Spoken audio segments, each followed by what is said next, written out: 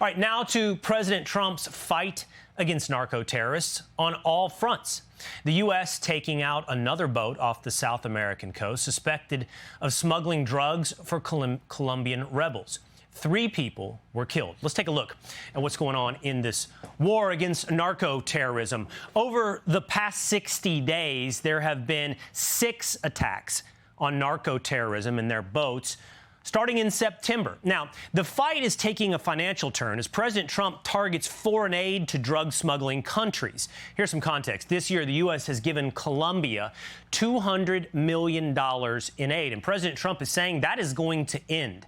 Colombia is one of several countries, the politicians who've had ties to narco state in that country. Now, President Trump making it his mission to end the drug crisis that is plaguing America and killing Americans by the thousands. Nationwide, fentanyl deaths are up over 650% between 2015 and 2023. It's totally devastating American families. My next guest knows a thing or two about the illegal drug trade. This is a picture of him sitting on top of a busted pile of cocaine. All right, joining us now is former DEA agent Wes Tabor. Wes, great to have you on the show. I'd love to talk to you about this. Let's start with the geopolitics and the finances of this, that President Trump is looking at going after Colombia, suggesting their leader is tied to narco state terrorism. I would be curious how unique that makes Colombia. We've talked about that with Venezuela, of course, Mexico. So if you go south of the American border, how many of those countries' politics are under the influence of narco-terrorism? Well, let's just take a look at what's happening in Latin America, the bridge to the United States, right? We have our own problems. Sure, we do. We have an addiction problem in the U.S. But when you look at Colombia, where the lion's share of all the cocaine in the world is produced, and then you have a large sum of heroin that's produced there as well, a lion's share, along with Mexico. And we're starting to see some little parallels here, right, in Latin America. And then we have the outspoken president of Colombia, Gustavo Petro. And what does he say? I'm on your side, Maduro, the president of Venezuela. We are with you. We'll give you safe haven. We'll work with you. Well, where is this coming from? I'll tell you where it's coming from. He was a guerrilla back in the day for the M19, the freedom fighters, when they had political difference with those in Colombia at the leadership head, and they tried to affect change. Well, affecting change, in their view, is through military force and other rogue terrorist-type activities.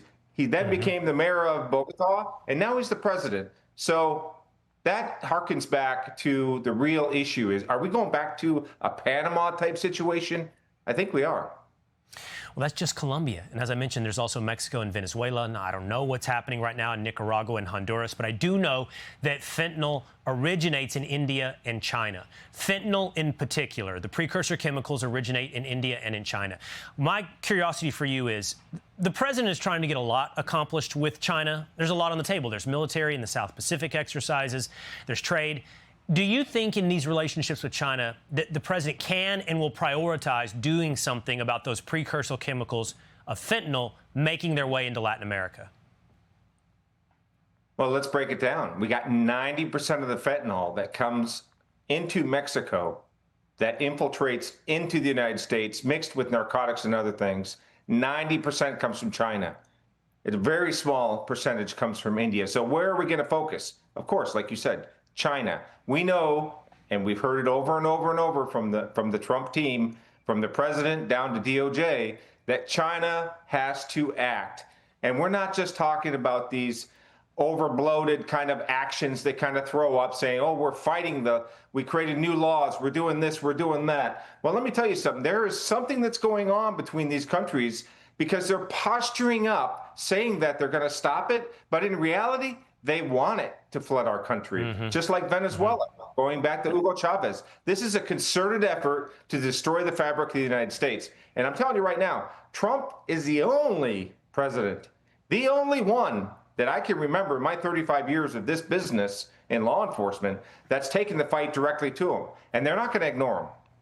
Yeah, it just strikes me throughout the show today, we've done several segments on various drugs, that the libertarian debate over the legalization of drugs is almost passé when you're talking about other countries using drugs as a Trojan horse to poison Americans. And we've done that story of young kids who are dying, thinking they're taking something else, but ending up with fentanyl. That's the debate for our time, not whether or not to legalize marijuana. Wes, great conversation. Thank you so much. Thanks for having me, Will. Hey, it's Will Cain. Click here to subscribe to the Fox News channel on YouTube. It's the best way to get our latest interviews and highlights. And click to subscribe to the Will Cain podcast for full episodes right now.